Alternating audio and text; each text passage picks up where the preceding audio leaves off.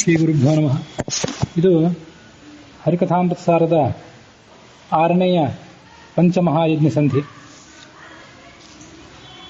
ಅದರಲ್ಲಿ ಈ ಹಿಂದೆ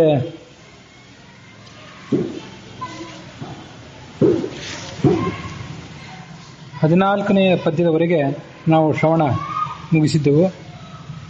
ಗೋವುಗಳೊಳಗೆ, ಕುರಿಗಳೊಳಗೆ, ಆಡುಗಳೊಳಗೆ, ಅಶ್ವಗಳೊಳಗೆ ಮತ್ತು ಪುರುಷನಲ್ಲಿ ಇರುವಂಥ ಭಗವಂತನ ರೂಪಗಳನ್ನು ಛಾಂದೋಗ್ಯ ಉಪನಿಷತ್ತಿಗೆ ಅನುಸಾರವಾಗಿ ಶ್ರವಣ ಮಾಡಿ ನಾವು ಮುಗಿಸಿದ್ದೆವು. ಮುಂದಿನ ಪದ್ಯ 15ನೇ ಪದ್ಯ. ಆ 15ನೇ ಪದ್ಯದಲ್ಲಿ 4 ಯುಗಗಳಲ್ಲಿ ಭಗವಂತನ ರೂಪಗಳನ್ನು ವರ್ಣನೆ ಮಾಡ್ತಾರೆ ದಾಸರು. ಯುಗ ಚತುಷ್ಟಯಗಳಲ್ಲಿ ತಾನಿದ್ದು ಯುಗ ಪ್ರವರ್ತಕ, ಧರ್ಮ ಕರ್ಮಗಳಿಗೆ ಪ್ರವರ್ತಕ ವಾಸುದೇವಾದಿ ಈರೆರಡು ರೂಪ ತೆಗೆದುಕೊಂಡು ಯುಗಾಧಿಕೃತು ತಾ ಯುಗ ಪ್ರವರ್ತಕ ನೆನೆಸಿ ಧರ್ಮ ಪ್ರಘಟಕನು ತಾನಾಗಿ ಭಕುತದೀಗೀವ ಸಂಪದವ. ಯುಗಾಧಿಕೃತ್ ಯುಗಾವರ್ತೋ ಅಂತ ವಿಷ್ಣು ಸಹಸ್ರನಾಮದಲ್ಲಿ ಭಗವಂತನ ಹೆಸರುಗಳಿವೆ. ಯುಗ ಪ್ರವರ್ತಕ ಅನಿಸ್ಕೊಂಡಿರುವಂಥವನು ಈ ಭಗವಂತ. 4 ಯುಗಗಳಲ್ಲಿಯೂ ಅವನಿದ್ದಾನೆ. ಧರ್ಮ ಕರ್ಮಗಳಿಗೆ ಅವನೇ ಪ್ರವರ್ತಕನಾಗಿದ್ದಾನೆ. ವಾಸುದೇವಾದಿ 4 ರೂಪಗಳನ್ನು ತಾಳ್ತಾನೆ. ವಾಸುದೇವ, ಸಂಕರ್ಷಣ, ಪ್ರದ್ಯುಮ್ನ, ಅನಿರುದ್ಧ ಅನ್ನುವಂಥ 4 ರೂಪಗಳನ್ನು ತಾಳ್ಕೊಂಡು ಕೃತಯುಗ, ತ್ರೇತಾಯುಗ, ದ್ವಾಪರಯುಗ ಮತ್ತು ಕಲಿಯುಗಗಳಲ್ಲಿ ಭಕ್ತರ ಕಡೆಯಿಂದ ಆತ ನಾನಾ ರೀತಿಯಾದಂಥ ಕರ್ಮಗಳನ್ನು ಮಾಡಿಸ್ತಾನೆ ಮತ್ತು ಅವರಿಗೆ ಕೊಡಬೇಕಾದಂಥ ಸಂಪತ್ತುಗಳನ್ನು ಕೊಡ್ತಾನೆ.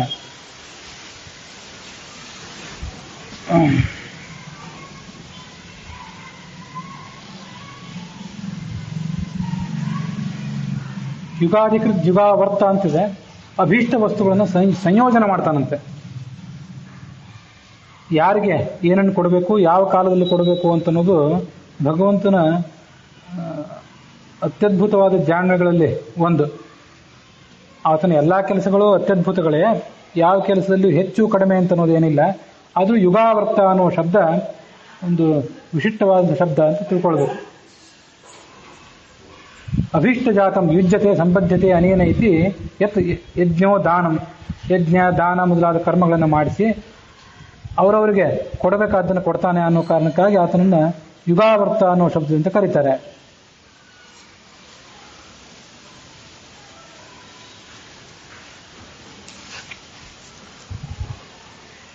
ತಲೆಯೊಳಿಹ ನಾರಾಯಣನು, ಗಂಟಲಡಿ ಒಡಲೊಳು ವಾಸುದೇವನು, ಬಲದಲ್ಲಿಹ ಪ್ರದ್ಯುಮ್ನ, ಎಡಭಾಗದಲ್ಲಿ ಅನಿರುದ್ಧ, ಕೆಳಗಿನಂಗದಿ ಸಂಕರ್ಷಣನ ತಿಳಿದು ಈ ಪರಿ ಸಕಲ ದೇಹಗಳೊಳಗೆ ಪಂಚಾತ್ಮಕನ ರೂಪವ ನೋಡು ಕೊಂಡಾಡು. ತಲೆಯಲ್ಲಿ ನಾರಾಯಣನ ರೂಪ ಇದೆ, ಗಂಟಲ ಕೆಳಭಾಗದಲ್ಲಿ ವಾಸುದೇವನ ರೂಪ ಇದೆ, ಶರೀರದ ಬಲಭಾಗದಲ್ಲಿ ಪ್ರದ್ಯುಮ್ನ, ಎಡಭಾಗದಲ್ಲಿ ಅನಿರುದ್ಧ. ಯಾಕೆಂದರೆ ಪ್ರದ್ಯುಮ್ನ ಅನ್ನುವ ರೂಪ ಪುರುಷರಲ್ಲಿರುವಂಥದ್ದು. ಬಲಭಾಗದಲ್ಲಿ 36,000 ಪುರುಷ ರೂಪಗಳು, ಎಡಭಾಗದಲ್ಲಿ 36,000 ಸ್ತ್ರೀ ರೂಪಗಳು. ಅದಕ್ಕಾಗಿ ಸ್ತ್ರೀಯರಲ್ಲಿರುವಂಥ ರೂಪವೇ ಅನಿರುದ್ಧ ರೂಪ. ಅದನ್ನು ಪಂಚಮಹಾಯಜ್ಞಗಳನ್ನು ಶ್ರವಣ ಮಾಡುವಾಗ ಮೊನ್ನೆ ದಿವಸ ಶ್ರವಣ ಮಾಡಿದ್ವಿ. ಪ್ರದ್ಯುಮ್ನ ಮತ್ತು ಅನಿರುದ್ಧ ಇವೆರಡು ರೂಪಗಳೇ ಪುರುಷನ ಜನನಕ್ಕೆ ಕಾರಣ ಆಗ್ತವೆ ಅಂತ ಶ್ರವಣ ಮಾಡಿದ್ವಿ. ಆ ರೀತಿಯಾಗಿ ಬಲಭಾಗದಲ್ಲಿ ಪ್ರದ್ಯುಮ್ನ, ಎಡಭಾಗದಲ್ಲಿ ಅನಿರುದ್ಧ, ದೇಹದ ಕೆಳಭಾಗದಲ್ಲಿ ಸಂಕರ್ಷಣ. ಈ ರೀತಿಯಾಗಿ ಸಕಲ ದೇಹಗಳಲ್ಲಿ ಪಂಚರೂಪದ ನಾರಾಯಣನ ರೂಪಗಳನ್ನು ತಿಳಿದುಕೊಂಡು ನೋಡು ಕೊಂಡಾಡು. ಕೆಳಗಿನಂಗದಿ ಸಂಕರ್ಷಣನ್ನು ತಿಳಿದು ಈ ಪರಿ ಸಕಲ ದೇಹಗಳೊಳಗೆ ಪಂಚಾತ್ಮಕನ ರೂಪವ ನೋಡು ಕೊಂಡಾಡು.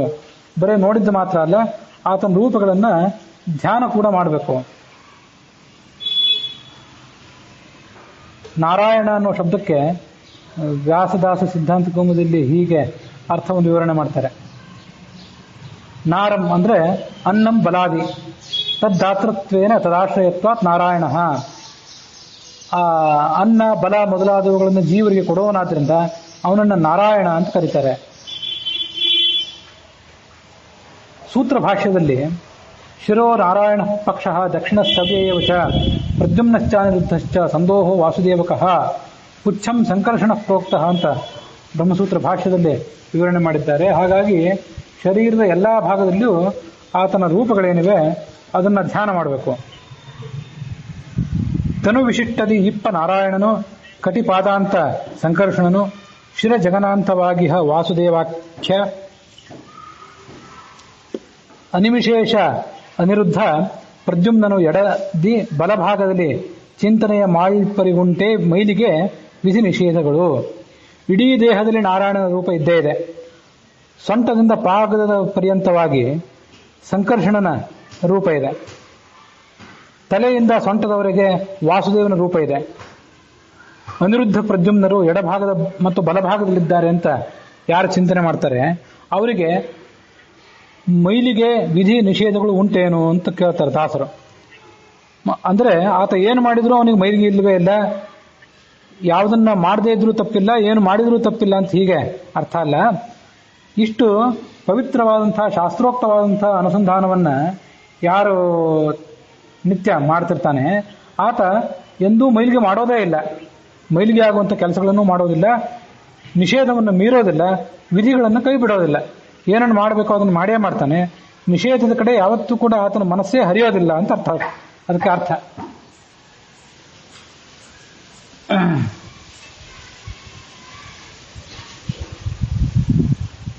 ಪ್ರಮಾದಾತ್ಯ ಕೃತಂ ಸ್ವಲ್ಪಂ ಭಸ್ಮೀ ಭವಿಷ್ಯತಿ. ಏನಾದರೂ ಸ್ವಲ್ಪ ತಪ್ಪುಗಳನ್ನು ಆತ ಮಾಡಿದರೆ ಅದೆಲ್ಲ ಆತನ ಜ್ಞಾನಾಗ್ನಿ, ಆತ ಗಳಿಸಿಕೊಂಡಿರುವಂತಹ ಜ್ಞಾನ ಅನ್ನುವಂತಹ ಅಗ್ನಿ ಏನಿದೆ ಅದರ ಮೂಲಕವಾಗಿ ಅದೆಲ್ಲ ಭಸ್ಮ ಆಗಿ ಹೋಗ್ತದೆ ಅಂತ ಆ ಜ್ಞಾನದ ಮಹತ್ವವನ್ನು ತಿಳ್ಕೊಳ್ಬೇಕು. ಹೀಗೆ ಜ್ಞಾನದ ಮೂಲಕ ಆತನ ಎಲ್ಲ ಪಾಪಗಳು ಕೂಡ ಭಸ್ಮ ಆಗ್ತಾವಾದ್ರೂ ಆತ ಯಾವುದೇ ನಿಷೇಧವನ್ನು ಮೀರೋದಿಲ್ಲ, ವಿಧಿಯನ್ನು ಕೈ ಬಿಡೋದಿಲ್ಲ. ಆದರೂ ಜ್ಞಾನಕ್ಕಿರುವಂತಹ ಮಹತ್ವವನ್ನು ಈ ಪದ್ಯ ತೋರಿಸಿದೆ ಅಂತ ಶ್ರವಣ ಮಾಡಬೇಕು. ಇನ್ನು ಮುಂದಿನ ಪದ್ಯದಲ್ಲಿ ನಮ್ಮ ಈ ಸ್ಥೂಲ ದೇಹ ಏನಿದೆ ಅದರಲ್ಲಿ 24 ತತ್ವಗಳು, ತತ್ವಾಭಿಮಾನಿ ದೇವತೆಗಳು, ಕೇಶವಾದಿ 24 ರೂಪಗಳು, ತತ್ವನ್ಯಾಸ, ಮಾತೃಕಾನ್ಯಾಸ ಇದನ್ನೆಲ್ಲವನ್ನೂ ಕೂಡ ಈ ಮುಂದಿನ ಪದ್ಯಗಳಲ್ಲಿ ಹೇಳ್ತಾರೆ. ಪದುಮನಾಭನು ಪಾಣಿಯೊಳಗಿಹ ವದನದಲ್ಲಿ ಋಷಿಕೇಶ, ನಾಸಿಕ ಸದನದಲ್ಲಿ ಶ್ರೀಧರನು, ಜಿಹ್ವೆಯೊಳಿಪ್ಪ ವಾಮನನು, ಮೃದುಲ ತ್ವಗ್ದೇಶದಿ ತ್ರಿವಿಕ್ರಮ, ಮಧು ವಿರೋಧಿಯು ಲೋಚನದಿ, ಕರ್ಣದಲ್ಲಿ ಇಪ್ಪನು ವಿಷ್ಣುನಾಮಕ ಶ್ರವಣನೆಂದೆನಿಸಿ. ಹರಿಕಥಾಮೃತಸಾರದ ಪಂಚಮಹಾಯಜ್ಞ ಸಂಧಿಯ 18ನೇ ಪದ್ಯ ಇದು. ಆ 18ನೇ ಪದ್ಯದಲ್ಲಿ ಪರಮಾತ್ಮ ಯಾವ ರೂಪದಿಂದ ನಮ್ಮ ಯಾವ ಅಂಗಗಳಲ್ಲಿ ಇರ್ತಾನೆ ಅಂತ ಅನ್ನೋದನ್ನ ಈಗ ವಿವರಣೆ ಮಾಡ್ತಿದ್ದಾರೆ.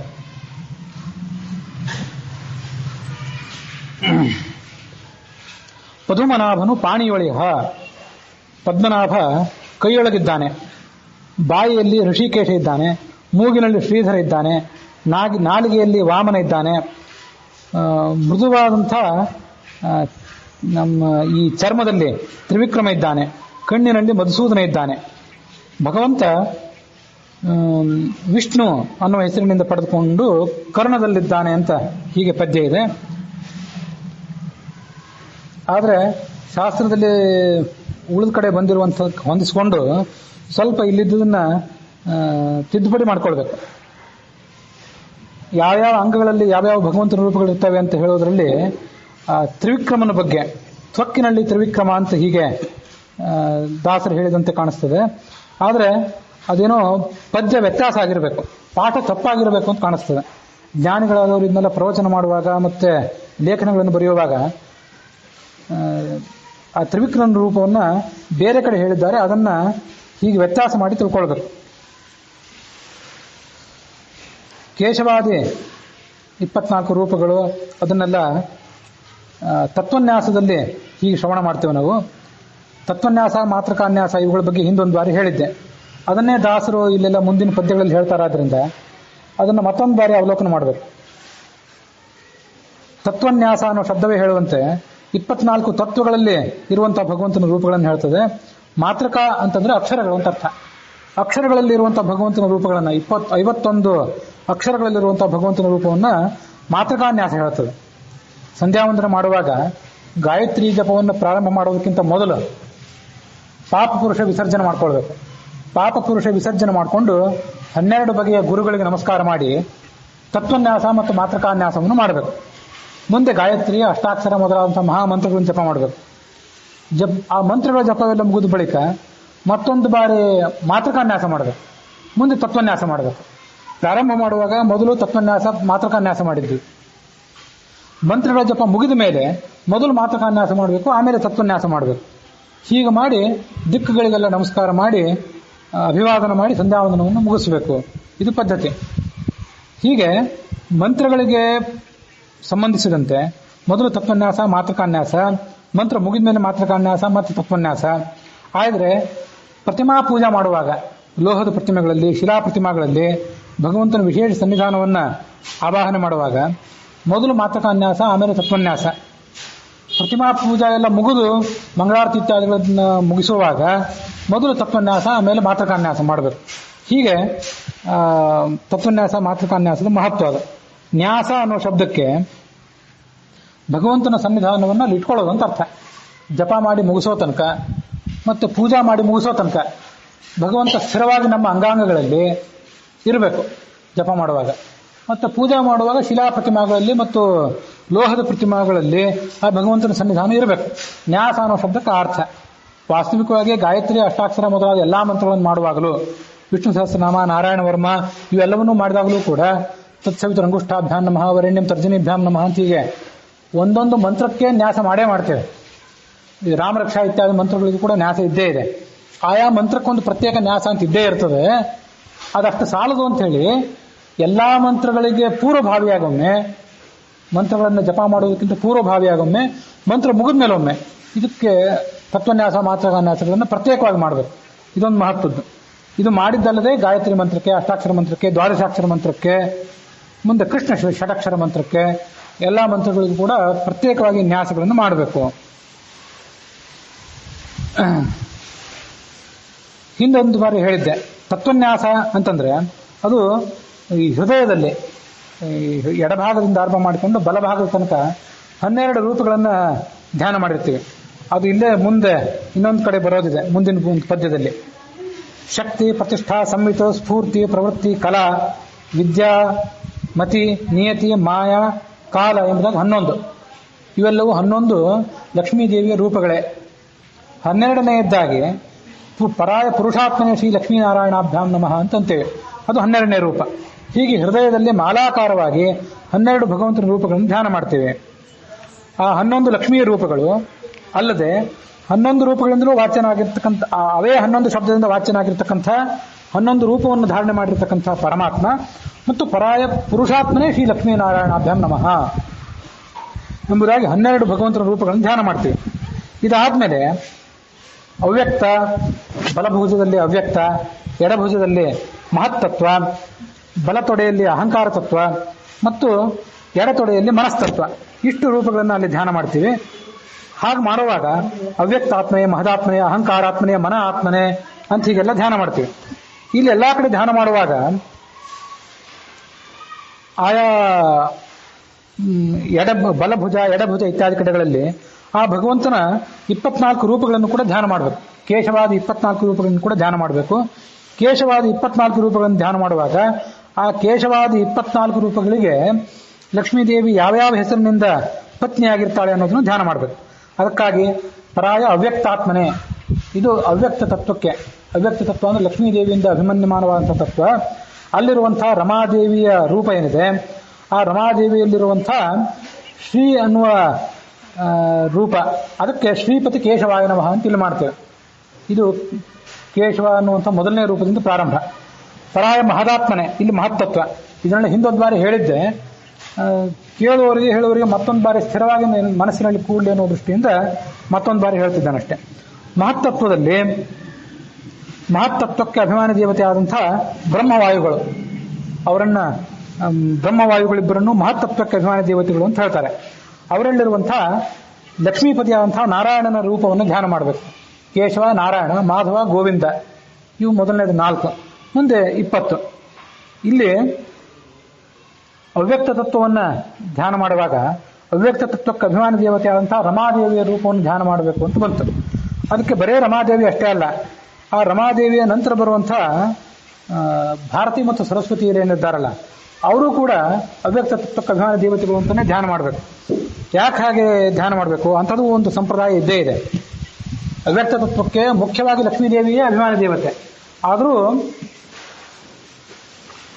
ಅದಕ್ಕೆ ಈ ಸರಸ್ವತಿ ಮತ್ತು ಭಾರತೀಯರು ಕೂಡ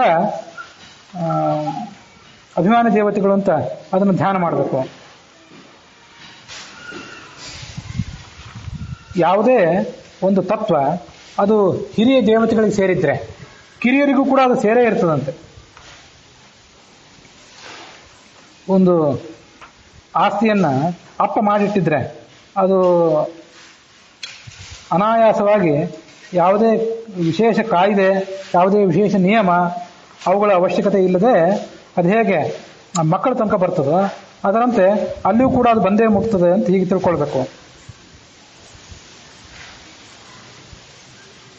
ಅದಕ್ಕಾಗಿ ಆ ತತ್ವಕ್ಕೆ ಸರಸ್ವತಿ ಮತ್ತು ಭಾರತೀಯರು ಕೂಡ ಅವ್ಯಕ್ತ ತತ್ವಕ್ಕೆ ಅಭಿಮಾನಿ ದೇವತೆ ಅಂತ ತಿಳ್ಕೊಳ್ಬೇಕು. ಅದರಲ್ಲೊಂದು ಮಹತ್ವ ಇದೆ. ಅದಕ್ಕೆ ಏನು ಕಾರಣ ಅಂತಂದ್ರೆ, ಹೃದಯದಲ್ಲಿ ಮಾಲಾಕಾರವಾಗಿ 12 ಭಗವಂತನ ರೂಪಗಳನ್ನು ಧ್ಯಾನ ಮಾಡಿದ್ವಿ. ಅಲ್ಲಿ 11 ಲಕ್ಷ್ಮೀದೇವಿಯ ರೂಪಗಳು, 12ನೇದಾಗಿ ಪರಮಾತ್ಮನ ರೂಪ. ಹೀಗೆ ಹೃದಯದಲ್ಲಿ ಭಗವಂತನ ಮತ್ತು ಲಕ್ಷ್ಮೀದೇವಿಯ 12 ರೂಪಗಳು ಬಂದ ಮೇಲೆ ಲಕ್ಷ್ಮೀದೇವಿಯ ನಂತರ ಇರುವಂಥವರು ಬ್ರಹ್ಮಾಣಿ ಮತ್ತು ಭಾರತೀಯರು, ಅವರ ರೂಪಗಳು ಇಲ್ಲಿ. ಮತ್ತು ಎಡಭಾಗದಲ್ಲಿ ಬ್ರಹ್ಮ ಮತ್ತು ವಾಯುಗಳ ರೂಪ. ಆ ಬಳಿಕ ಗರುಡಶೇಷ ರುದ್ರಾದಿಗಳ ರೂಪ ಎಡತೊಡೆಯಲ್ಲಿ, ಬಲತೊಡೆಯಲ್ಲಿ. ಎಡತೊಡೆಯಲ್ಲಿ ಇಂದ್ರ ಮತ್ತು ಕಾಮರ ರೂಪ, ಮನಸ್ತತ್ವಕ್ಕೆ ಅವರು ಅಭಿಮಾನಿ ದೇವತೆಗಳು ಅಂತ ಹೀಗೆ ಅದನ್ನು ಶ್ರವಣ ಮಾಡಬೇಕು. ಹೀಗೆ ತತ್ವನ್ಯಾಸ ಮಾಡುವಾಗ ಅವ್ಯಕ್ತದಲ್ಲಿ ಲಕ್ಷ್ಮೀದೇವಿಯ ರೂಪವನ್ನು ಧ್ಯಾನ ಮಾಡುವವರು ಕೆಲವರು ಹಾಗೂ ಮಾಡ್ತಾರೆ. ಕೆಲವರು ಅಲ್ಲೇ ಅವ್ಯಕ್ತ ತತ್ವಕ್ಕೆ ಅಭಿಮಾನಿ ದೇವತೆಯರಾದವರು ಸರಸ್ವತಿ ಮತ್ತು ಭಾರತೀಯರಂತ ಕೂಡ ಧ್ಯಾನ ಮಾಡ್ತಾರೆ. ಅವ್ಯಕ್ತ ತತ್ವ ಮುಖ್ಯವಾಗಿ ಲಕ್ಷ್ಮೀದೇವಿಗೆ ಮತ್ತು ಅವಳ ಬಳಿಕ ಇರುವಂತಹ ಸರಸ್ವತಿ ಭಾರತೀಯರಿಗೂ ಸೇರಿದ್ದಾದ್ರಿಂದ ಅವು ಎರಡೂ ಅನುಸಂಧಾನಗಳು ತಪ್ಪಲ್ಲ. ಅವರವರ ಉಪದೇಶ ಪರಂಪರೆಗೆ ಅನುಸಾರವಾಗಿ ಅದನ್ನು ಶ್ರವಣ ಮಾಡಲಿಕ್ಕೆ ಯಾವುದೇ ತೊಂದರೆ ಇಲ್ಲ.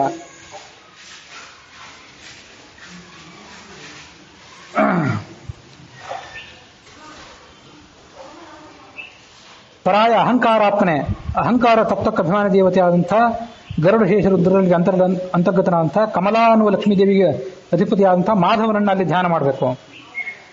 ಕೇಶವಾದಿ 24 ಧ್ಯಾನ ರೂಪಗಳನ್ನು ಧ್ಯಾನ ಮಾಡಬೇಕು ಅಂತ ಬಂತು. ಅದಕ್ಕಾಗಿ ಇದನ್ನೆಲ್ಲ ವಿಸ್ತಾರವಾಗಿ ಹೇಳಿದೆ. ಮುಂದೆ ಮನಸ್ಸಿನಲ್ಲಿ ಪರಾಯ ಮನ ಆತ್ಮನೆ ಅಂತ ಎಡತೊಡೆಯಲ್ಲಿ ಮನಸ್ತತ್ವಕ್ಕೆ ಅಭಿಮಾನಿ ದೇವತೆಯಾದಂಥ ಇಂದ್ರ ಕಾಮರಲ್ಲಿ ಅಂತರ್ಗತವಾದಂಥ ಪದ್ಮಾ ಅನ್ನುವ ಲಕ್ಷ್ಮೀದೇವಿಗೆ ಅಧಿಪತಿಯಾದಂಥ ಗೋವಿಂದನನ್ನಲ್ಲಿ ಧ್ಯಾನ ಮಾಡಬೇಕು. ಮುಂದೆ ಪರಾಯ ಶ್ರೋತ್ರಾತ್ಮನೆ, ಇದು ಬಲಗೈಯ 5 ಬೆರಳುಗಳಿಗಿದೆ. ಪರಾಯ ಶ್ರೋತ್ರಾತ್ಮನೆ, ಶ್ರೋತ್ರ ತತ್ವಾಭಿಮಾನಿ, ದಿಗ್ದೇವತೆಗಳು. ಆ ದಿಗ್ದೇವತೆಗಳಲ್ಲಿರುವಂತಹ ಪದ್ಮಿನಿ ಅನ್ನುವಂಥ ಲಕ್ಷ್ಮೀದೇವಿಗೆ ಅಧಿಪತಿಯಾದಂಥ ವಿಷ್ಣುವನ್ನು ಧ್ಯಾನ ಮಾಡಬೇಕು. ಉಪದೇಶಕ್ಕನುಸಾರವಾಗಿ ನಾವೆಲ್ಲ ದಿಗ್ದೇವತಾ ಅಂತರ್ಗತ ಅಂತ ಇಷ್ಟೇ ಮಾಡ್ತಾ ಬಂದಿದ್ದೇವೆ ಎಷ್ಟೋ ವರ್ಷದಿಂದ. ಆ ದಿಗ್ದೇವತೆಗಳು ಅಂದ್ರೆ ಯಾರು? ದಿಗ್ದೇವತೆಗಳು ಅಂತ ಅಷ್ಟು ಮಾತ್ರ ಹೇಳಿ ಸುಮ್ಮನೆ ಬಿಟ್ಟು ಬಿಡಬಾರ್ದು. ಶ್ರೋತ್ರಾತ್ಮನೆ ದಿಗ್ದೇವತಾಭ್ಯೋ ನಮಃ ಅಂತ ಹೇಳುವಾಗ ಮಿತ್ರ, ಯಮ, ವರುಣ, ಕುಬೇರ, ಸೋಮ ಅಂತ ಹೇಳಿ ಆ ದಿಗ್ದೇವತೆಗಳನ್ನ ಹೆಸರಿನಿಂದ ನೆನಪು ಮಾಡ್ಕೊಳ್ಳೋದು ಹೆಚ್ಚು ಉಚಿತ. ಸಂಕ್ಷಿಪ್ತವಾಗಿ ಹೇಳಿ ಸಂಕ್ಷಿಪ್ತವಾಗಿನೂ ಮುಗಿಸ್ಬೋದು. ವಿಶೇಷವಾಗಿ ಹೇಳ್ತಾ ಹೋದ್ರೆ ಒಂದೊಂದು ಹೆಸರಿನಿಂದ ಆಯಾ ದೇವತೆಗಳನ್ನ ನೆನಪು ಮಾಡ್ಕೊಂಡಂತ ಆಗ್ತದೆ. ಅದಕ್ಕಾಗಿ ಮಿತ್ರ, ಯಮ, ವರುಣ, ಕುಬೇರ ಇತ್ಯಾದಿಗಳನ್ನು ಧ್ಯಾನ ಮಾಡಬೇಕು. ಮಿತ್ರ ಪೂರ್ವ ದಿಕ್ಕಿನ ಅಭಿಮಾನಿ ದೇವತೆ, ಇಂದ್ರನೂ ಹೌದು ಪೂರ್ವ ದಿಕ್ಕಿಗೆ, ಮಿತ್ರನು. ಯಮ ದಕ್ಷಿಣ ದಿಕ್ಕಿಗೆ, ವರುಣ ಪಶ್ಚಿಮ ದಿಕ್ಕಿಗೆ, ಕುಬೇರ ಉತ್ತರ ದಿಕ್ಕಿಗೆ. ಸೋಮ ಅಂದ್ರೆ ಚಂದ್ರ, ಆತರ ಉತ್ತರ ದಿಕ್ಕಿಗೂ ಅಭಿಮಾನಿ ದೇವತೆ ಮತ್ತು ಶ್ರೋತ್ರೇಂದ್ರಿಯಕ್ಕೂ ಕೂಡ ಪ್ರಧಾನ ದೇವತೆ. ಅದಕ್ಕಾಗಿ ಅವರೆಲ್ಲರನ್ನೂ ಕೂಡ ಧ್ಯಾನ ಮಾಡಬೇಕು.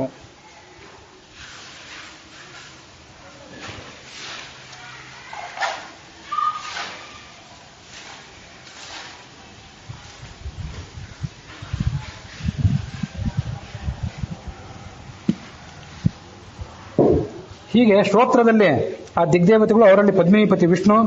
ಮುಂದೆ ತ್ವಕ್ನಲ್ಲಿ ಆ ತದಭಿಮಾನಿಯಾದಂತಹ ಅಹಂಕಾರಿಕ ಪ್ರಾಣ, ಅವರಲ್ಲಿರುವಂತಹ ಕಮಲಾಲಯಪತಿಯಾದಂತಹ ಮಧುಸೂದನ. ಚಕ್ಷುಸ್ಸಿನಲ್ಲಿ ಚಕ್ಷುರಾತ್ಮೆ, ಚಕ್ಷುಸ್ತತ್ವಾಭಿಮಾನಿಯಾದಂತಹ ಸೂರ್ಯನಲ್ಲಿರುವಂತಹ ರಮಾಪತಿ ತ್ರಿವಿಕ್ರಮ. ಹೀಗೆ ಹೊಂದಿಸ್ಕೋಬೇಕು. ಅನೇಕ ಜ್ಞಾನಿಗಳಾದಂತಹ ಪ್ರವಚನಕಾರರು ಕೂಡ ಆ ತ್ರಿವಿಕ್ರಮನ ರೂಪವನ್ನ ಚಕ್ಷುಸ್ಸಿನಲ್ಲಿ ಹೇಳಿದ್ದಾರೆ. ಆದರೆ ದಾಸರು ಇಲ್ಲಿ ಆ ರೂಪವನ್ನ ಚರ್ಮದಲ್ಲೇ ಹೇಳಿದಂತೆ ಕಾಣಿಸ್ತದೆ. ಅಂತ ಸ್ವಲ್ಪ ವ್ಯತ್ಯಾಸಗಳೇನಾದರೂ ಇದ್ದರೆ ಅದನ್ನ ಬದಲು ಮಾಡ್ಕೊಳ್ಬೇಕಷ್ಟೆ. ತ್ವಕ್ಕಿನಲ್ಲಿ ಮಧುಸೂದನ ಅಂತ ತಿಳ್ಕೊಳ್ಬೇಕು, ಕಣ್ಣಿನಲ್ಲಿ ತ್ರಿವಿಕ್ರಮ ರೂಪ ಅಂತ ತಿಳ್ಕೊಳ್ಬೇಕು. ಮುಂದೆ ಜಿಹ್ವಾದಲ್ಲಿ ಜಿಹ್ವಾ ತತ್ವಕ್ಕೆ ಅಭಿಮಾನಿ ದೇವತೆ ಆದಂತಹ ವರುಣ, ಆ ವರುಣನಲ್ಲಿರುವಂಥ ವೃಷಾಕಪಿಪತಿ ವಾಮನ. ವೃಷಾಕಪಿ ಅಂತ ಒಂದು ವಿಚಿತ್ರವಾದ ಹೆಸರು ಲಕ್ಷ್ಮೀದೇವಿಗೆ. ಆ ವಾಮನ ಅದಕ್ಕೆ ಆ ಲಕ್ಷ್ಮೀದೇವಿಯ ರೂಪಕ್ಕೆ ಗಂಡ. ಅವನ ರೂಪವನ್ನು ಅಲ್ಲಿ ಧ್ಯಾನ ಮಾಡಬೇಕು.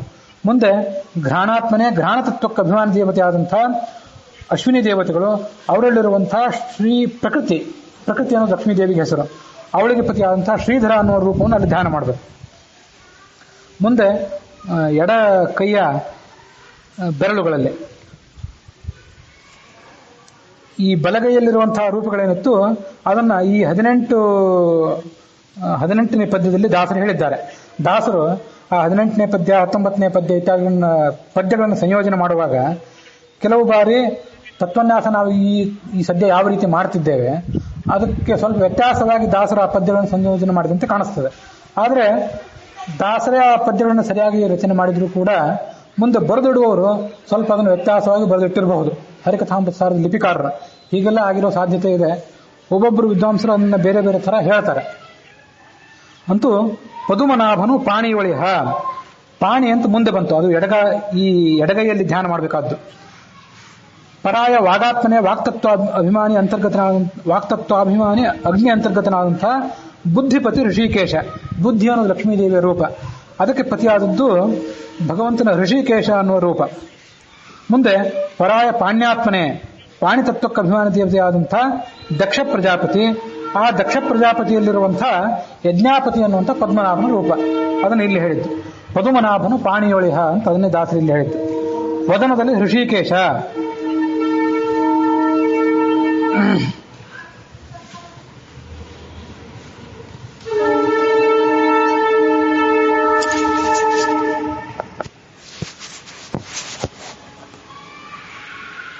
ವದನದಲ್ಲಿ ಋಷಿಕೇಶ, ನಾಸಿಕ ಸದನದಲ್ಲಿ ಶ್ರೀಧರ ಹೀಗೆ ತಿಳ್ಕೊಳ್ಬೇಕು.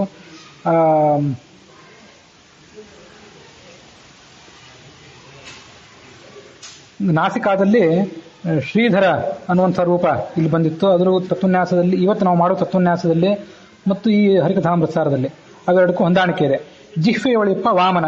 ಆ ಜಿಹ್ವಾದಲ್ಲಿ ವೃಷಾಕಪ ವಿದ್ಯಾದಂತಹ ವಾಮನ ಇದ್ದಾನೆ, ಅದು ಕೂಡ ಹೊಂದಾಣಿಕೆ ಆಗ್ತದೆ.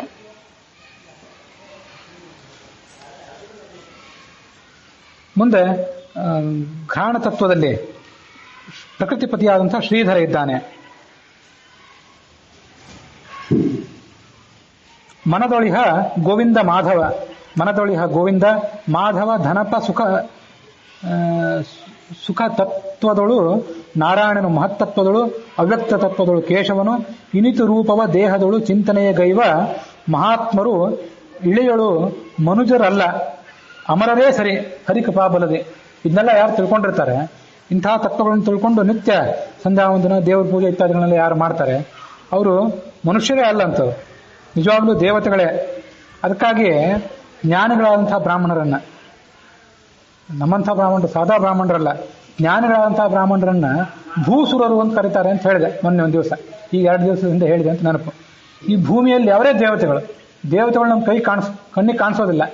ಬೆಂಕಿ ಮತ್ತೆ ಸೂರ್ಯ ಇವೆಲ್ಲ ನಮಗೆ ಪ್ರತ್ಯಕ್ಷ ಗೋಚರ ಆಗ್ತಾರೆ. ಆದ್ರೆ ಅವ್ರ ಒಳಗಿರುವಂತಹ ದೇವತೆಗಳು ನಮಗೆ ಕಣ್ಣಿಗೆ ಕಾಣಿಸೋದಿಲ್ಲ. ಅವರೊಳಗೆ ದೇವತೆಗಳಿದ್ದಾರೆ, ಆದ್ರೆ ನಮಗೆ ಕಣ್ಣಿಗೆ ಕಾಣಿಸುವಂತಹ ದೇವತೆಗಳು ಅಂದ್ರೆ ಭೂಸುರರು, ಜ್ಞಾನಿಗಳಾದಂತಹ ಬ್ರಾಹ್ಮಣರು. ಅದನ್ನೇ ದಾಸರಲ್ಲಿ ಹೇಳಿದ್ದು. ಇವರು ಮನುಷ್ಯರು ಅವರಲ್ಲ, ನಿಜವಾಗ್ಲೂ ಅವರು ಮನುಷ್ಯರಲ್ಲ, ಅವರು ಅಮರರೇ ಸರಿ. ಯಾಕೆಂದ್ರೆ ಭಗವಂತನ ಕೃಪಾಬಲದಿಂದ. ಮನಸ್ಸಿನೊಳಗೆ ಗೋವಿಂದ ಇದ್ದಾನೆ, ಮನಸ್ತತ್ವದಲ್ಲಿ ಮಾಧವ ಇದ್ದಾನೆ, ಮಹತ್ತತ್ವದಲ್ಲಿ ನಾರಾಯಣ ಇದ್ದಾನೆ, ಅವ್ಯಕ್ತ ತತ್ವದಲ್ಲಿ ಕೇಶವ ಇದ್ದಾನೆ. ಅದನ್ನು ಹೇಳಿದೆ. ಅವ್ಯಕ್ತ ತತ್ವದಲ್ಲಿ ಶ್ರೀಪತಿಯಾದಂಥ ಕೇಶವ ಇದ್ದಾನೆ, ಮಹತ್ತತ್ವದಲ್ಲಿ ಲಕ್ಷ್ಮೀಪತಿಯಾದಂಥ ನಾರಾಯಣ ಇದ್ದಾನೆ. ಮುಂದೆ ಮನಸ್ತತ್ವದಲ್ಲಿ ಗೋವಿಂದ ಇದ್ದಾನೆ, ಪದ್ಮಾಪತಿ ಗೋವಿಂದ ಇದ್ದಾನೆ. ಅಹಂಕಾರ ತತ್ವದಲ್ಲಿ ಕಮಲಾಪತಿಯಾದಂಥ ಮಾಧವ ಇದ್ದಾನೆ ಅಂತ ಬಂದಿತ್ತು. ಈ ಅಹಂಕಾರ ಅಂತ ಏನಿದೆಯಲ್ಲ, ಆ ಅಹಂಕಾರ ಅಂತ ಅನ್ನೋದು ಮನಸ್ಸಿನ ಒಂದು ಪ್ರಭೇದ. ಮನಸ್ಸಿಗೆ ಚಿತ್ತ, ಬುದ್ಧಿ, ಅಹಂಕಾರ ಇತ್ಯಾದಿ ಅನೇಕ ರೂಪಗಳಿವೆ. ಹಾಗಾಗಿ ಆ ಅಹಂಕಾರಕ್ಕೆ ಗರುಡು ಶೇಷಾದಿಗಳು ಅಭಿಮಾನಿಗಳಾಗಿದ್ರೂ ಕೂಡ ಅವರನ್ನು ಮನಸ್ಸಿಗೆ ಅಭಿಮಾನಿ ದೇವತೆಗಳು ಕೂಡ ಅಂತನೂ ಹೇಳ್ತಾರೆ. ಆದ್ರಿಂದಾಗಿ ಅದಕ್ಕೆ ವ್ಯತ್ಯಾಸ ಏನಿಲ್ಲ.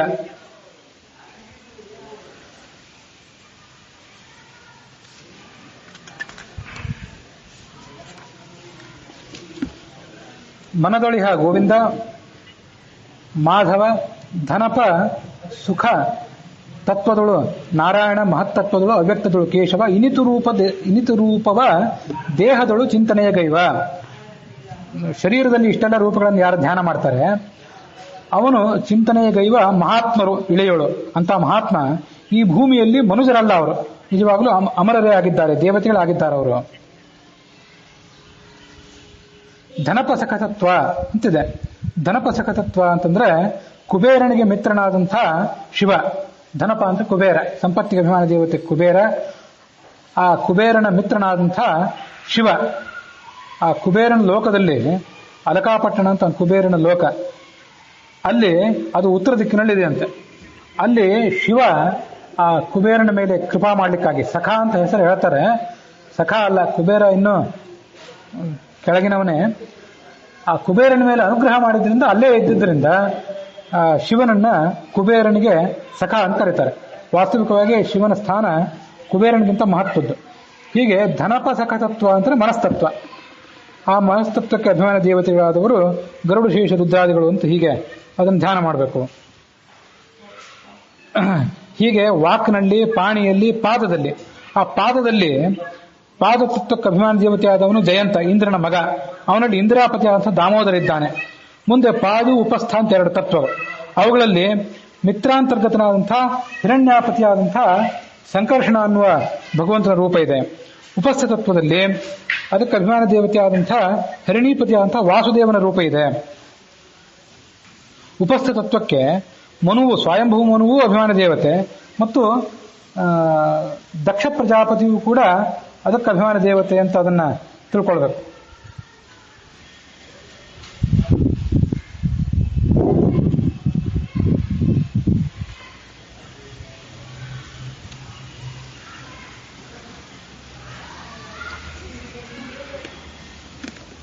ಮುಂದೆ ಪರಾಯ ಶಬ್ದಾತ್ಮನೆ ಶಬ್ದ ತತ್ವಾಭಿಮಾನಿ ಬೃಹಸ್ಪತಿ ಪ್ರಾಣಾಂತರ್ಗತ ಸತ್ಯಾಪತಿ ಪ್ರದ್ಯುಮ್ನ ಅಂತ ಬಲಭಾಗದ ಪಾದದ ಹೆಬ್ಬೆರಳು, ಬಲಪಾದದ ಹೆಬ್ಬೆರಳಿನಲ್ಲಿ ಆ ಶಬ್ದ ಅನ್ನುವಂಥ ತತ್ವವನ್ನು ಧ್ಯಾನ ಮಾಡ್ತೀವಿ. ಶಬ್ದ, ಸ್ಪರ್ಶ, ರೂಪ, ರಸ, ಗಂಧ ಅಂತ ಹೀಗೆ ಐದಿವೆ. ಆ ಶಬ್ದ ತತ್ವಕ್ಕೆ ಅಭಿಮಾನ ದೇವತೆಗಳಾದವರು ಬೃಹಸ್ಪತಿ ಮತ್ತು ಪ್ರಾಣ ಅಂತ ಇಬ್ಬರನ್ನ ತಿಳ್ಕೊಳ್ತಾರೆ. ಅವರಿಬ್ಬರಲ್ಲಿ ಸತ್ಯ ಅನ್ನುವಂಥ ಲಕ್ಷ್ಮೀದೇವಿಗೆ ಪತಿಯಾದಂಥ ಪ್ರದ್ಯುಮ್ನ ಇದ್ದಾನೆ. ಮುಂದೆ ಸ್ಪರ್ಶದಲ್ಲಿ ಆ ಹೆಬ್ಬೆರಳ ಪಕ್ಕದಲ್ಲಿರುವಂಥ ಬೆರಳು, ಅದರಲ್ಲಿರುವಂಥ ಅಪಾನವಾಯು, ಅದರಲ್ಲಿರುವಂತಹ ನಿತ್ಯ ಪತಿ ಅನಿರುದ್ಧ. ಮುಂದೆ ರೂಪ, ಆ ರೂಪ ತತ್ವಕ್ಕೆ ಅಭಿಮಾನ ದೇವತೆಯಾದಂಥ ವ್ಯಾನ ನಾಮಕ ಪ್ರಾಣ. ಆ ವ್ಯಾನನಲ್ಲಿರುವಂತಹ ಆನಂದಿನೀಪತಿ ಪುರುಷೋತ್ತಮ. ಆನಂದಿನಿ ಅಂತ ಒಂದು ಲಕ್ಷ್ಮೀದೇವಿ ಹೆಸರು, ಅದಕ್ಕೆ ಪುರುಷೋತ್ತಮ ಅನ್ನುವಂಥ ಭಗವಂತನ ರೂಪ. ಆನಂದಿನಿ ಅಂತ ಸ್ತ್ರೀಯರಿಗೆ ಎಲ್ಲೂ ಹೆಸರಿಟ್ಟಿರೋದು ಕೇಳಿಲ್ಲ ನಾನು, ಇಲ್ಲಿ ಕೇಳಿಲ್ಲ. ಆದ್ರೆ ಮಹಾರಾಷ್ಟ್ರದಲ್ಲಿ ಆನಂದಿಬಾಯಿ ಅಂತ ಒಂದು ವಿಲಕ್ಷಣವಾದ ಹೆಸರು ಕೇಳಿದ್ದೆ, ಒಂದು ಕಡೆ ಎಲ್ಲ ಓದಿದ ನೆನಪು. ಇಂಥದ್ದು ಇರ್ತಾವೆ, ತಿಳ್ಕೊಳ್ಬೇಕಷ್ಟೆ. ಮುಂದೆ ಪರಾಯ ರಸಾತ್ಮನೆ, ಕಿರುಬೆರಳು ಏನಿದೆಯಲ್ಲ, ಬಲಪಾದದ ಕಿರುಬೆರಳು, ಅದರ ಪಕ್ಕದಲ್ಲಿರುವಂಥ ಬೆರಳು, ಅಲ್ಲಿರುವಂತಹ ಉದಾನ ನಾಮಕ ವಾಯು, ಅಸಂಜ್ಞಾ ಅನ್ನುವಂಥ ಲಕ್ಷ್ಮೀದೇವಿ ರೂಪ, ಅದಕ್ಕೆ ಅಧೋಕ್ಷಡ ಅನ್ನುವಂಥ ಭಗವಂತನ ರೂಪ ಒಂದು, ಅದು ಪತಿ. ಮುಂದೆ ಗಂಧದಲ್ಲಿ ಗಂಧತತ್ವ, ಗಂಧತತ್ವಕ್ಕೆ ಅಭಿಮಾನ ದೇವತೆ ಆದಂತಹ ಸಮಾನವಾಯು, ಅವರಲ್ಲಿರುವಂತಹ ಸಖಾಪತಿ ನರಸಿಂಹ, ಲಕ್ಷ್ಮೀಪತಿ ನರಸಿಂಹ ಅಂತ ಹೇಳ್ತಿರ್ತೀವಿ. ಹಿಂದೊಂದ್ಸರಿ ಹೇಳಿದ್ದೆ, ಈ 24 ಭಗವಂತನ ರೂಪಗಳೇನಿವೆ ಅಲ್ಲ, ಈ 24 ಭಗವಂತನ ರೂಪಗಳು ಇಲ್ಲಿರುವಂತಹ ನರಸಿಂಹ, ವಾಮನ, ಇವು ದಶಾವತಾರದಲ್ಲಿ ಬರುವಂತಹ ನರಸಿಂಹ, ವಾಮನ ಇವುಗಳಿಗಿಂತ ಭಿನ್ನವಾದದ್ದು. ಅಲ್ಲಿ ಕೃಷ್ಣ ಅಂದ್ರೂ ಅದು ಬೇರೆ, 24 ರೂಪಗಳಲ್ಲಿ ಬರುವಂತಹ ಕೃಷ್ಣ ಅಂದ್ರೆ ಇದು ಬೇರೆ. ಇಲ್ಲಿ ನರಸಿಂಹ ಬೇರೆ, ಅಲ್ಲಿ ನರಸಿಂಹ ಬೇರೆ. ದಶಾವತಾರದಲ್ಲಿ ಬರುವಂತಹ ನರಸಿಂಹ ಅದು ಸಿಂಹನ ಮುಖ ಇದ್ದದ್ದು. ಆದರೆ ಇಲ್ಲಿ ಬರುವಂತಹ ನರಸಿಂಹ ಏನಿದೆಯಲ್ಲ, ಇದು ಶಂಖ, ಚಕ್ರ ಇತ್ಯಾದಿಗಳನ್ನು ಧಾರಣೆ ಮಾಡಿಕೊಂಡು ಒಂದು ಸಾಧಾರಣವಾದಂತಹ ಮುಖ ಇದ್ದದ್ದೇ ರೂಪ ಇದು. ಹೀಗೆ ಕೃಷ್ಣ, ನರಸಿಂಹ, ವಾಮನ ಇವೆಲ್ಲ ಅಲ್ಲಿ ಬಂದದ್ದು ಬೇರೆ, ಇಲ್ಲಿ ಬಂದದ್ದು ಬೇರೆ. ಅದಕ್ಕಾಗಿ ಅಲ್ಲಿ ಬಂದಿರುವಂತಹ ನರಸಿಂಹನಿಗೆ ಲಕ್ಷ್ಮೀದೇವಿ ಪತ್ನಿ, ಇಲ್ಲಿ ಬಂದಿರುವಂತಹ ಲಕ್ಷ್ಮೀದೇವಿಗೆ, ಇಲ್ಲಿ ಬಂದಿರುವಂತಹ ನರಸಿಂಹನ ರೂಪಕ್ಕೆ ಸಖಾ ಅನ್ನುವಂಥದ್ದು ಪತಿ. ಮತ್ತು ವಾಮನನಿಗೆ ಇಲ್ಲಿ ವೃಷಾಕಪಿ ಅಂತ ಬಂದಿತ್ತು 24 ರೂಪಗಳಲ್ಲಿ. ದಶಾವತಾರದಲ್ಲಿ ಬಂದಿರುವಂತಹ ವಾಮನಿಗೆ ಸುಖಿ ಎಂಬ ರೂಪ ಅಂತ ಬಂದಿತ್ತು. ಸುಖಿ ಅನ್ನುವಂತಹ ಲಕ್ಷ್ಮೀದೇವಿಗೆ ರೂಪಕ್ಕೆ ಆತ ಪತಿ ಅಂತ ತಿಳ್ಕೊಳ್ಬೇಕು. ಇವಿಷ್ಟು ಬಲಪಾದದ ಹೆಬ್ಬೆರಳುಗಳಲ್ಲಿ ವರ್ಣನೆಗೆ ವಿಷಯವಾಗುವಂತಹ ರೂಪಗಳು. ಎಡಪಾದದ 5 ಬೆರಳುಗಳಲ್ಲಿ ಮುಂದಿನ ರೂಪಗಳು. ಆಕಾಶತತ್ವ, ಆಕಾಶತತ್ವಕ್ಕೆ ಅಭಿಮಾನ ದೇವತೆಯಾದವನು ಗಣೇಶ. ಆ ಗಣೇಶನಲ್ಲಿ ಸುಗಂಧಿ ಅಥವಾ ಸುಗಂಧ ಅಂತ ಕೂಡ ಕೆಲವು ಕಡೆ ಪಾಠ ಇದೆ. ಆ ಲಕ್ಷ್ಮೀದೇವಿಯ ರೂಪ ಅದು. ಅದಕ್ಕೆ ಪತಿಯಾದವನು ಅಚ್ಯುತ. ಮುಂದೆ ವಾಯು, ಆ ವಾಯು ತತ್ವಕ್ಕೆ ಅಭಿಮಾನ ದೇವತೆಯಾದಂಥವನು ಪ್ರವಾಹ ವಾಯು. ಅಲ್ಲಿ ಸುಂದರೀಪತಿ ಜನಾರ್ದನ. ಮುಂದೆ ತೇಜಸ್ತತ್ವ, ಆ ತೇಜಸ್ತತ್ವಕ್ಕೆ ಅಭಿಮಾನ ದೇವತೆಯಾದಂಥ ಅಗ್ನಿ, ಅಗ್ನಿಯಲ್ಲಿರುವಂತಹ ವಿದ್ಯಾ ಅನ್ನುವ ಲಕ್ಷ್ಮೀದೇವಿಗೆ ಅಧಿಪತಿಯಾದಂತಹ ಉಪೇಂದ್ರ ರೂಪ. ಮುಂದೆ ಅಪ್ತತ್ವ, ಜಲತತ್ವ, ಜಲತತ್ವದಲ್ಲಿ ವರುಣ ಇರ್ತಾನೆ. ಅವನಲ್ಲಿ ಸೋಲಾ ಅನ್ನುವ ಹೆಸರು ಲಕ್ಷ್ಮೀದೇವಿಯ ರೂಪ ಒಂದು. ಅದಕ್ಕೆ ಪತಿಯಾದಂಥ ಹರಿಯ ರೂಪ. ಮುಂದೆ ಪೃಥ್ವಿ, ಆ ಪೃಥ್ವಿ ತತ್ವದಲ್ಲಿರುವಂತಹ ಧರಣಿದೇವಿ, ಆ ಧರಣಿದೇವಿ ಅಂದ್ರೆ ಭೂದೇವಿ. ಅವುಗಳಲ್ಲಿರುವಂತಹ ಸುಲಕ್ಷಣ ಅನ್ನುವ ಲಕ್ಷ್ಮೀದೇವಿಗೆ ಅಧಿಪತಿಯಾದಂತಹ ಕೃಷ್ಣನನ್ನು ಹೇಳ್ತಾರೆ. ಇಲ್ಲಿ ಕೇವಲ ಧರಣಿ ಅಲ್ಲ, ಧರಣಿ ಮತ್ತು ಶನೈಶ್ಚರ ಇಬ್ಬರನ್ನೂ ಇಟ್ಕೋತಾರೆ. ಶನಿಗೆ ನಮಸ್ಕಾರ ಮಾಡುವಾಗ ಶನಿ ಈ ಪೃಥ್ವಿಗೂ ಕೂಡ, ಪೃಥ್ವಿ ತತ್ವಕ್ಕೂ ಕೂಡ ಅಭಿಮಾನ ದೇವತೆ ಅಂತ ತಿಳ್ಕೊಳ್ಬೇಕು. ಎಷ್ಟೋ ಕಡೆ ತತ್ವನ್ಯಾಸ ಇತ್ಯಾದಿ ಜಪ ಮಾಡುವಾಗ ಮೂಲ ತತ್ವನ್ಯಾಸದಲ್ಲಿ ಪರಾಯ ಪೃಥ್ವಿ ಆತ್ಮನೆ ಅಂತಷ್ಟೇ ಬಂದಿರ್ತದೆ. ಆ ಪೃಥ್ವಿಯಲ್ಲಿರುವಂತಹ ರೂಪ ಯಾವುದು ಅಂತ ತಿಳ್ಕೊಂಡು ವಿಶೇಷವಾಗಿ ಭಗವಂತನ ರೂಪವನ್ನು ತಿಳ್ಕೊಳ್ಳೋರು ಮತ್ತು ಅಲ್ಲಿರುವಂತಹ ದೇವತೆಗಳ ಅಭಿಮಾನಿ ರೂಪಗಳನ್ನು ತಿಳ್ಕೊಳ್ಳುವವರು ಬೇರೆ ಬೇರೆ ಪ್ರಮಾಣಗಳಿಗೆ ಅನುಸಾರವಾಗಿ ಸ್ವಲ್ಪ ಭಿನ್ನ ಅಭಿಪ್ರಾಯವನ್ನು ಹೊಂದುತ್ತಾರೆ. ಅದಕ್ಕಾಗಿ ಪೃಥ್ವಿ ತತ್ವಕ್ಕೆ ಅಭಿಮಾನಿ ದೇವತೆಯಾದಂತಹ ಶನೈಶ್ಚರ ಮತ್ತು ಧರಣಿ ಇಬ್ಬರನ್ನು ಕೂಡ ಕೆಲವು ವ್ಯಾಖ್ಯಾನಕಾರರು ಹೇಳ್ತಾರೆ. ಶನೈಶ್ಚರ ಹಿಂದೊಂದ್ಸರಿ ಹೇಳಿದ್ದೆ, ಮತ್ತೊಂದ್ಸರಿ ನೆನಪು ಮಾಡ್ಕೋಬೇಕು. ಶನೈಶ್ವರ ಅನ್ಬಾರ್ದು, ಅಂದರೆ ಶನಿ ಅನ್ಬೇಕು ಅಥವಾ ಶನೀಶ್ವರ ಅನ್ಬೇಕು. ಶನಿ ಪ್ಲಸ್ ಈಶ್ವರ ಸವರ್ಣದಿಗ್ಗ ಸಂಧಿ ಹೊಂದಿ ಶನೀಶ್ವರ ಆಗ್ತದೆ. ಅಥವಾ ಶನೈಶ್ಚರ ಅನ್ನಬೇಕು. ಶನೈಹಿ ಚರ ಅಂತ ಅದರ ಪದಚ್ಛೇದ. ಶನೈಹಿ ಅಂದ್ರೆ ನಿಧಾನವಾಗಿ, ಚರ ಅಂದ್ರೆ ಸಂಚಾರ ಮಾಡುವವನು. ನಿಧಾನವಾಗಿ ಸಂಚಾರ ಮಾಡ್ತಾನೆ. ಒಂದ್ ಕಡೆ ಬಂದು ಕೂತ್ಬಿಟ್ಟ ಅಂದ್ರೆ 7.5 ವರ್ಷ ಬಿಡೋದೇ ಇಲ್ಲ. ಅದಕ್ಕಾಗಿ ಶನೈಶ್ಚರ, ಶನೈಹಿ ಅನ್ನೋ ಶಬ್ದಕ್ಕೆ ನಿಧಾನವಾಗಿ ಅಂತ ಅರ್ಥ. ನಿಧಾನವಾಗಿ ಸಂಚಾರ ಮಾಡುವವನು ಅದರಿಂದ ಶನೈಶ್ಚರ ಅನ್ಬೇಕು. ಶನೈಶ್ವರ ಅನ್ನುವ ರೂಪ ಸಂಸ್ಕೃತ ಪ್ರಕಾರ ತಪ್ಪು. ಶನೀಶ್ವರ ದೀರ್ಘ ಈಕಾರ ಅಥವಾ ಐಕಾರ ಹೇಳೋದಿದ್ರೆ ಶನೈಶ್ಚರ. ಹೀಗೆ ಅದನ್ನ ರೂಪಗಳನ್ನು ಧ್ಯಾನ ಮಾಡಬೇಕು. ಹೀಗೆ ಹೃದಯದಲ್ಲಿ 12, ಬಲಭುಜ, ಎಡಭುಜ, ಬಲತೊಡೆ, ಎಡತೊಡೆ, ಮತ್ತು ಮುಂದೆ 10 ಬೆರಳುಗಳು, ಕೈ 10 ಬೆರಳುಗಳು, ಕಾಲ 10 ಬೆರಳುಗಳು, ಅಲ್ಲೆಲ್ಲ ಭಗವಂತನ ರೂಪಗಳನ್ನ ಇಷ್ಟು ಬಾರಿ ಧ್ಯಾನ ಮಾಡಬೇಕು. ಇವು 24 ತತ್ವಗಳಾಯಿತು. ಇವು 4, ಬಲಭುಜ, ಎಡಭುಜ, ಬಲತೊಡೆ, ಎಡತೊಡೆ 4, ಇವು 10, ಕೈ 10, ಕಾಲು 10. ಹೀಗೆ ಧ್ಯಾನ ಮಾಡಿದರೆ ಒಟ್ಟು 24 ಆಯಿತು. 24 ತತ್ವಗಳು, ಚತುರ್ವಿಂಶತಿ ತತ್ವಗಳು ಅಂತ ಹಿಂದೆನೇ ಹೇಳಿದ್ದೆ. ಪರಮಾತ್ಮನನ್ನು ಕೂಡ ಸ್ವೀಕಾರ ಮಾಡಿದರೆ, ಪರಮಾತ್ಮನನ್ನು ಮತ್ತು ಲಕ್ಷ್ಮೀದೇವಿಯನ್ನು ಕೂಡ ಸ್ವೀಕಾರ ಮಾಡಿದರೆ 25 ತತ್ವಗಳು ಅಂತಲೂ ಕೂಡ ಅದನ್ನ ಪರಿಗಣನೆ ಮಾಡಬಹುದು. ತತ್ವಗಳನ್ನು ಪರಿಗಣನೆ ಮಾಡುವಾಗ ನಾವು ಯಾವ ವಿವಕ್ಷಾದಿಂದ ಯಾವ್ದಾವ್ದನ್ನು ಲೆಕ್ಕ ಮಾಡ್ತೀವಿ ಅನ್ನೋದ್ರ ಮೇಲೆ ಅದು 24, 25 ಅಂತ ಅನ್ನೋದು ಇರ್ತದೆ. ಕೆಲವು ಕಡೆ 23 ಅಂತ ಕೂಡ ಬಂದಿತ್ತು. 23, 24, 25 ಕೂಡ ಬಂದಿತ್ತು. ಯಾವ ಗಣನೆಯೂ ತಪ್ಪಲ್ಲ. ಹೀಗೆ ಇದು ತತ್ವನ್ಯಾಸ. ನಮ್ಮ ಶರೀರದಲ್ಲಿ ಭಗವಂತನ ರೂಪಗಳನ್ನು ಹೀಗೆ ಇಟ್ಕೋಬೇಕು. ಪೂಜಾ ಮುಗಿಯೋ ತನಕ ಇಲ್ಲಿರೋ ಅಂತ ಹೇಳ್ಬೇಕು ಅವನಿಗೆ. ಪ್ರತಿಮಾದಲ್ಲಿ ಪೂಜಾ ಮಾಡುವಾಗ ಕೂಡ ಭಗವಂತನ ಆಯಾ ಅಂಗಾಂಗಗಳನ್ನು ಮುಟ್ಟಿ ಅವನ ಹೃದಯದಲ್ಲಿ, ಅವನ ಎಲ್ಲ ಬೆರಳುಗಳಲ್ಲಿ, ಪಾದದ ಬೆರಳುಗಳಲ್ಲಿ, ಎಡತೊಡೆ, ಬಲತೊಡೆ ಇತ್ಯಾದಿಗಳಲ್ಲಿ ಕೂಡ ಆ ಭಗವಂತನನ್ನ ಇಂತಿಂಥ ರೂಪಗಳಿಂದ ಇಲ್ಲಿ ಇರು ಪೂಜಾ ಮುಗಿಯೋ ತನಕ ಅಂತ ಅವನನ್ನು ಮಾಡಬೇಕು. ಇಷ್ಟು ಮಾಡಿದರೆ ಆ ಪೂಜಾ ಹೆಚ್ಚು ಸಾರ್ಥಕ ಆಗಿ ಸನ್ನಿಧಾನ ಅಲ್ಲಿ ಹೆಚ್ಚಾಗ್ತದೆ ಅಂತ ತಿಳ್ಕೊಳ್ಬೇಕು.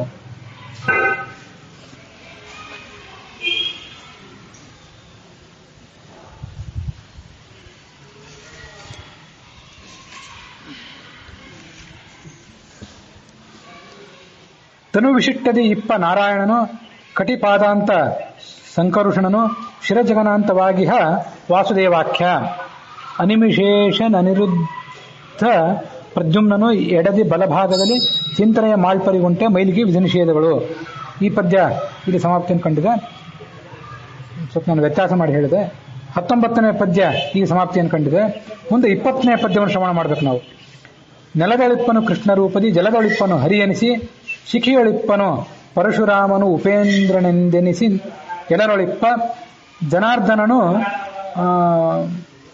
ಬಾಯಂದೊಳಿಪ್ಪ ಅಚ್ಯುತ ಗಂಧ ನರಹರಿ ಹೊಳೆಯ ವಧೋಕ್ಷಜ ರಸಗಳು ರಸರೂಪ ತಾನಾಗಿ. ಕೃಷ್ಣ ರೂಪದಿಂದ ಹರಿ ನೆಲದಲ್ಲಿರ್ತಾನೆ. ಈಗ ತಾನೇ ಬಂತು. ನೆಲ ಅಂದ್ರೆ ಭೂಮಿ.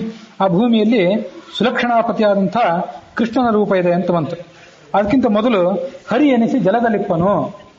ಸೋಲಾಪತಿ ಹರೆಯ ನಮಃ ಜಲತತ್ವಾಭಿಮಾನಿ ದೇವತೆ ಅಂತ ಬಂತು. ಮುಂದೆ ಪರಶುರಾಮ ಅನಿಸ್ಕೊಂಡು ಅವನು ಅಗ್ನಿಯಲ್ಲಿರ್ತಾನೆ ಅಂತ ಬಂತು. ಆದ್ರೆ ತತ್ವನ್ಯಾಸದಲ್ಲಿ ನಾವು ಇವತ್ತು ಧ್ಯಾನ ಮಾಡೋ ರೂಪ ಬೇರೆ ಇದೆ. ಪರಶುರಾಮನ ರೂಪ ಅಂತ ಬರಲಿಲ್ಲ ಅಲ್ಲಿ. ಉಪೇಂದ್ರ ಅನಿಸ್ಕೊಂಡು ಗಾಳಿಯಲ್ಲಿರ್ತಾನೆ ಅಂತಿದೆ. ಇದು ಕೂಡ ವ್ಯತ್ಯಾಸ ಇದೆ ನಾವಿವತ್ತು ಮಾಡುವಂತಹ ತತ್ವನ್ಯಾಸಕ್ಕೆ. ಆದರೆ ದಾಸರು ಅದನ್ನು ವಿಷ್ಣು ರಹಸ್ಯ ಇತ್ಯಾದಿ ಬೇರೆ ಬೇರೆ ಪುರಾಣಗಳಿಂದ ತಗೊಂಡಿರುವಂಥ ಸಾಧ್ಯತೆ ಇದೆ. ತಪ್ಪು ಅಂತ ಹೇಳಲಿಕ್ಕೆ ಸಾಧ್ಯತೆ ಇಲ್ಲ. ಅದೆಲ್ಲ ಪರಂಪರೆಯ ವ್ಯತ್ಯಾಸ ಅಷ್ಟೇ. ಒಬ್ಬೊಬ್ಬರು ಒಂದೊಂದು ರೀತಿಯಾಗಿ ಧ್ಯಾನ ಮಾಡ್ತಾರೆ ಅಂತ ತಿಳ್ಕೊಳ್ಬೇಕಷ್ಟೆ. ಜನಾರ್ದನನು ಗಗನದಲ್ಲಿದ್ದಾನೆ. ಗಗನದಲ್ಲಿ ಸುಗಂಧಾಪತಿ ಅಚ್ಯುತ. ಮುಂದೆ ಆಕಾಶದಲ್ಲಿ ಅಚ್ಯುತಾನು ರೂಪದಿಂದ ಇದ್ದಾನೆ ಅಂತ ಬಂದಿತ್ತು ಈಗ ನಾವು ಅಧ್ಯಯನ ಮಾಡಿದ ಪ್ರಕಾರ. ಆದರೆ ಸ್ವಲ್ಪ ವ್ಯತ್ಯಾಸದಿಂದ ಇಲ್ಲಿ ಬಂದಿದೆ. ಅಚ್ಯುತ ಸುಗಂಧದಲ್ಲಿದ್ದಾನೆ. ನರಹರಿ ಮಧುರಾದಿ ಷಡ್ರಸಗಳಲ್ಲಿದ್ದಾನೆ ರಸರೂಪನಾಗಿ. ಮಧುರ, ರಸ, ಕಹಿ, ಉಪ್ಪು, ಒಗರು ಇತ್ಯಾದಿ ರುಚಿಗಳೇನಿವೆ ಅವುಗಳಲ್ಲಿ ನರಹರಿ ಇದ್ದಾನೆ ಅಂತ ಅದನ್ನು ಶ್ರವಣ ಮಾಡಬೇಕು.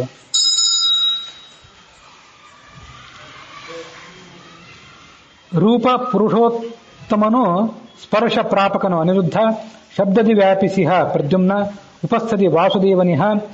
ತಾ ಪೊಳೆವ ವಾಯುಸ್ಥನಾಗಿ ಜಯಾಪತಿ ಸಂಕರ್ಷಣನು. ಸುಸ್ಥಾಪಕನೆನ್ನಿಸಿ ಪಾದದಳು ದಾಮೋದರನು ಪೊಳೆವ. ರೂಪದಲ್ಲಿ ಪುರುಷೋತ್ತಮ ಇದ್ದಾನೆ. ಅದನ್ನೇ ಇಲ್ಲಿ ಹೇಳಿದೆ, ಆನಂದನೀಪತಿ ಪುರುಷೋತ್ತಮ ಅಂತ ಹೇಳಿದೆ. ಸ್ಪರ್ಶದಲ್ಲಿ ಅನಿರುದ್ಧ ಇದ್ದಾನೆ, ನಿತ್ಯಾಪತಿ ಅನಿರುದ್ಧನಾಗಿ. ಶಬ್ದದಲ್ಲಿ ಸತ್ಯಾಪತಿ ಪ್ರದ್ಯುಮ್ನನಿದ್ದಾನೆ. ಉಪಸ್ಥದಲ್ಲಿ ಹರಿಣೀಪತಿ ವಾಸುದೇವ ಇದ್ದಾನೆ. ವಾಯುವಿನಲ್ಲಿ ಹಿರಣ್ಯಾಪತಿ ಸಂಕರ್ಷಣ ಇದ್ದಾನೆ. ಇಲ್ಲಿ ಅದನ್ನ ಜಯಾಪತಿ ಸಂಕರ್ಷಣ ಅಂತ ಇಲ್ಲಿ ನಾವು ಶ್ರವಣ ಮಾಡಿದ್ವಿ. ಪಾದದಲ್ಲಿ ದಾಮೋದರ ಇದ್ದಾನೆ. ಸುಸ್ಥಾಪಕ ಅಂತ ಕರ್ಕೋತಾನೆ. ಸುಸ್ಥಾಪಕ ಚೆನ್ನಾಗಿ ಇಡೋನು ಅಂತ ಅರ್ಥ. ಪಾದದಲ್ಲಿ ನಮ್ಮ ಪಾದದಲ್ಲಿ ಸುಸ್ಥಾಪಕನಾಗಿದ್ದಾನೆ. ಸುಸ್ಥಾಪಕ ಅನ್ನುವ ಹೆಸರಿನಿಂದ ಭಗವಂತ ಇದ್ದಾನೆ. ಅದಕ್ಕಾಗಿ ನಮ್ಮ ಕಾಲ ಮೇಲೆ ನಮಗೆ ನಿಲ್ಲಕ್ಕೆ ಶಕ್ತಿ ಬಂದಿದೆ ಅಂತ ಹೀಗೆ ಆ ರೂಪಗಳನ್ನು ಅಲ್ಲಿ ಧ್ಯಾನ ಮಾಡಬೇಕು. ಹೀಗೆ ಯಾವ್ಯಾವ ಬೆರಳುಗಳಲ್ಲಿ, ಪಾದದ ಬೆರಳುಗಳಲ್ಲಿ, ಕೈ ಬೆರಳುಗಳಲ್ಲಿ ಯಾವ್ಯಾವ ರೂಪದಿಂದ ಭಗವಂತ ಇದ್ದಾನೆ ಅಂತ ಅನ್ನೋದನ್ನ ತಿಳ್ಕೊಳ್ಬೇಕು. ಚತುರವಿಂಶತಿ ತತ್ವದಳು ಶ್ರೀಪತಿಯೇ ಅನಿರುದ್ಧಾದಿ ರೂಪದಿ ವಿತತನಾಗಿದ್ದು ಅಖಿಲ ಜೀವರ ಸಂಹನನದೊಳಗೆ ಪ್ರತತಿಯಂದದಿ ಸುತ್ತುತ್ತ ಪಿತೃಗಳಿಗೆ ತರ್ಪಕನೆಂದೆನಿಸಿಕೊಂಡು ಅತುಲ ಮಹಿಮನು ಷಣ್ಣವತಿ ರೂಪದಲ್ಲಿ ನೆಲೆಸಿಹನು. 24 ತತ್ವಗಳಲ್ಲಿ ಶ್ರೀಪತಿಯಾದಂತಹ ಹರಿ ಇದ್ದಾನೆ. ಅವನು ಅನಿರುದ್ಧಾದ ಅನೇಕ ರೂಪಗಳಿಂದ ವಿಶೇಷವಾಗಿದ್ದಾನೆ. ಎಲ್ಲಾ ಕಡೆನೂ ಇದ್ದಾನೆ, ವಿಶೇಷವಾಗಿ ಒಂದೊಂದು ಅಂಗದಲ್ಲೂ ಇದ್ದಾನೆ. ಇದ್ದು ಹೇಗಿದ್ದಾನೆ ಅಂದ್ರೆ ಬಳ್ಳಿಯಂತೆ ಸುತ್ತುತ್ತ. ಬಳ್ಳಿ ಯಾವ್ದಾದ್ರು ಒಂದು ಗಿಡಕ್ಕೆ ಸುತ್ತಾಕೊಂಡ್ಬಿಟ್ರೆ, ಒಂದು ಕಂಬಕ್ಕೆ ಸುತ್ತಾಕೊಂಡ್ಬಿಟ್ರೆ ಅದು ಬಿಡೋದೇ ಇಲ್ಲ, ಬಹಳ ಬಲವಾಗಿ ಅದು ಹಬ್ಬಿಕೊಂಡ್ಬಿಟ್ಟಿರ್ತದೆ. ಅದರಂತೆ ಭಗವಂತ ನಮ್ಮ ಶರೀರದ ಎಲ್ಲಾ ಕಡೆ ವ್ಯಾಪಿಸ್ಕೊಂಡಿದ್ದಾನೆ. ನಮ್ಮ ಶರೀರವನ್ನು ಬಿಡೋದೇ ಇಲ್ಲ ಅವನು ನಮ್ಮನ್ನು ಬಿಟ್ಟಿಲ್ಲ. ಆದ್ರಿಂದ ನಾವು ಪ್ರಾಣ ಬಿಟ್ಟಿಲ್ಲ, ನಾವು ಸ್ಥಿರವಾಗಿ ಬದುಕಿದ್ದೇವೆ ಅಂತ ತಿಳ್ಕೊಳ್ಬೇಕು. ಪಿತೃಗಳಿಗೆ ತರ್ಪಕನಾಗಿದ್ದಾನವನು. ಷಣ್ಣವತಿ 96 ರೂಪಗಳಿಂದ ಇದ್ದಾನೆ. ಅಷ್ಟವಸುಗಳು ಮತ್ತೆ ದ್ವಾದಶ ಆದಿತ್ಯರು, ಏಕಾದಶಿ ರುದ್ರರು ಅಂತ ಹೀಗೆಲ್ಲ ಬಂದಿತ್ತು. ಅದು 33 ಆಗಿತ್ತು. ಆ 33 ದೇವತೆಗಳಲ್ಲಿ ಸಾತ್ವಿಕ, ರಾಜಸ, ತಾಮಸ ಅನ್ನುವಂಥ ಮತ್ತೆ 3 ರೂಪಗಳಿಂದ ಭಗವಂತ ಇದ್ದಾನೆ. ಹೀಗೆ 31 93 ಆಗಿತ್ತು. ಅಷ್ಟವಸುಗಳು 8, ದ್ವಾದಶಾದಿತ್ಯರು 12, ಏಕಾದಶಿ ರುದ್ರರು 11, ಅದೆಲ್ಲವೂ ಸೇರಿ 31 ಆಗಿತ್ತು. 31 3ರಿಂದ ಗುಣಿಸಿದ್ರೆ, ಸಾತ್ವಿಕ, ರಾಜಸ, ತಾಮಸ ಅಂತ 3ರಿಂದ ಗುಣಿಸಿದ್ರೆ ಅದು 93 ಆಗಿತ್ತು. ಅಲ್ಲಿ ಮತ್ತೆ 3 ರೂಪಗಳನ್ನ ಹಿಂದೆ ಅದು 4ನೇ ಸಂಧಿಯ 22ನೇ ಪದ್ಯದಲ್ಲಿ ಅದು ಬಂದಿತ್ತು. ಅದಕ್ಕನುಸಾರವಾಗಿ ಇನ್ನೂ ಭಗವಂತನ 3 ರೂಪಗಳನ್ನು ಧ್ಯಾನ ಮಾಡಿದ್ರೆ ಆ 93 ಇದ್ದದ್ದು 96 ಆಯಿತು ಅಂತ ಈ ಸಂದರ್ಭದಲ್ಲಿ ಅದನ್ನ ನೆನಪು ಮಾಡ್ಕೊಳ್ಬೇಕು.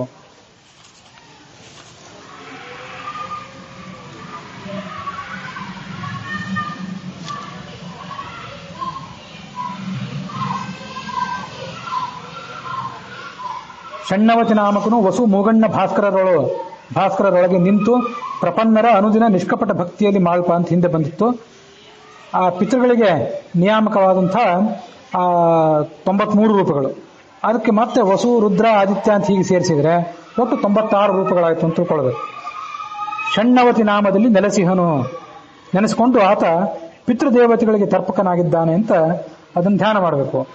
ಅಲ್ಲಿಗೆ ಆ ಪಂಚಮಹಾಯಜ್ಞ ಸಂಧಿ 6ನೇ ಸಂಧಿ ಅದರ 22ನೇ ಪದ್ಯದ ಶ್ರವಣ, ಅದು ಹರಿಕಥಾಮೃತ 168ನೇ ಪದ್ಯ. ಅದರ ಶ್ರವಣದೊಂದಿಗೆ ಇವತ್ತಿನ ಈ ಶ್ರವಣ ಕೊನೆಯನ್ನು ಕಂಡಿದೆ.